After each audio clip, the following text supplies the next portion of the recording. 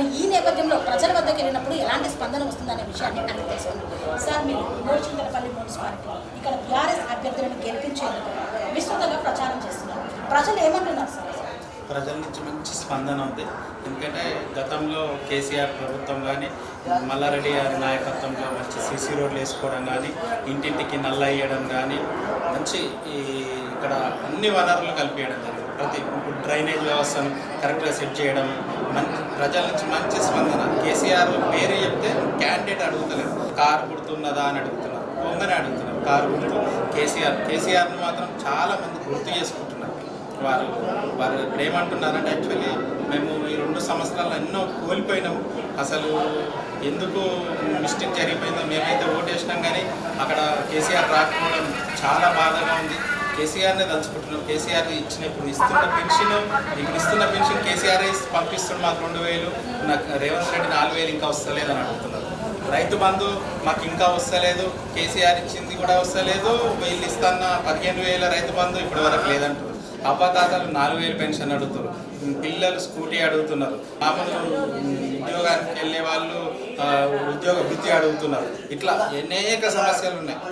రైతుల దగ్గరికి వెళ్తే రైతులు మాకు ఇంకా రుణమాఫీ కాలేదని అడుగుతున్నారు. ఎన్ని సమస్యలు ఉన్నాయి, ఏ సమస్య కూడా తీర్చలేరు.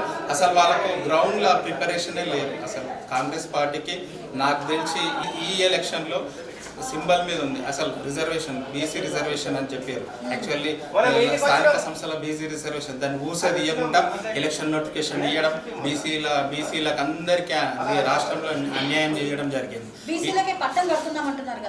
ఎక్కడ బీసీలకు అసలు 20% కూడా ఇవ్వలేదు. రిజర్వేషన్ తీసేస్తే 23% రిజర్వేషన్, 42% రిజర్వేషన్. దాన్ని మార్చడానికే కేసీఆర్ గారి నాయకుడు కానీ కేటీఆర్ కానీ హరీష్ రావు కానీ వీళ్ళకి నోటీసులు ఇచ్చి బీసీ రిజర్వేషన్ మార్చడానికి వీళ్ళకి నోటీసులు ఇచ్చి టైంపాస్ చేయడం జరిగింది. ప్రజలను మైండ్ గేమ్ ఆడుతున్నారు తప్ప ప్రజలకు ఏది హెల్ప్ చేద్దాము, ప్రజలకు ఏదైనా మంచినీళ్ళు ఇద్దాము, ప్రజలు ఇబ్బందులు ఉన్నారన్న కేసీఆర్ గారు చూడండి వ్యవసాయాన్ని ఎంత విస్తృతంగా స్థిరీకరణ చేసిండంటే అసలు చెప్పలేము. మన తెలంగాణలో నీళ్లు ఊటలు పడే స్థాయికి తీసుకొచ్చిన మిషన్ కాకతీయతో ఇంటింటికి నీళ్ళు ఇచ్చి పని చేసుకునే వాళ్ళకు రాగానే నీళ్లు బంద్ చేసుకునే పరిస్థితి క్రియేట్ చేసింది. అంటే వారు ఎంత ఆయన మేధస్సు, అమోఘమైన మేధస్సు, ఆయన మేధస్సును తట్టుకునే నాయకుడు నాకు తెలిసి తెలంగాణలో కాదు యావత్ భారతదేశంలో ఎవరూ లేరు. అలాంటి నాయకునిలో మనం పనిచేయడం గొప్ప. ఇక్కడ ఉన్న 13, 14, 15 వార్డులు కౌన్సిలర్గా నిలబడుతున్న రెడ్డి గారు కానీ, కవిత ప్రభాకర్ గారు కానీ, మన జంగారెడ్డి గారు కానీ బాది మేధావులు గెలిచే అవకాశాలు కంపల్సరీగా ఉన్నాయి. వాళ్ళకి మంచి పేరుంది, వాళ్ళు ఆల్రెడీ ఫీల్డ్లో వర్క్ ఉంది. కేసీఆర్ పేరు మల్లారెడ్డి గారు కూడా ఆయన సొంత ఖర్చులతో రోడ్లు వేయడం, గుళ్ళు కట్టియడం, ఎన్నో కార్యక్రమాలు చేసినారు స్వచ్ఛంద సంస్థతో. పిల్లలకు ఎడ్యుకేషనల్లో కూడా చేయడం. మల్లారెడ్డి గారు అంటేనే బ్రాండ్. ఇక్కడ మల్లారెడ్డి గారు వస్తే వందల మంది వచ్చి చేయడం జరిగింది. మల్లారెడ్డి గారికి అందరం పనిచేయడం కూడా అంత అదృష్టంగా భావిస్తున్నాం. ప్రజాపాలన కాంగ్రెస్ ప్రజల్లో లేదు అస్సలు లేదు. ఎక్కడుంది ప్రజాపాలన?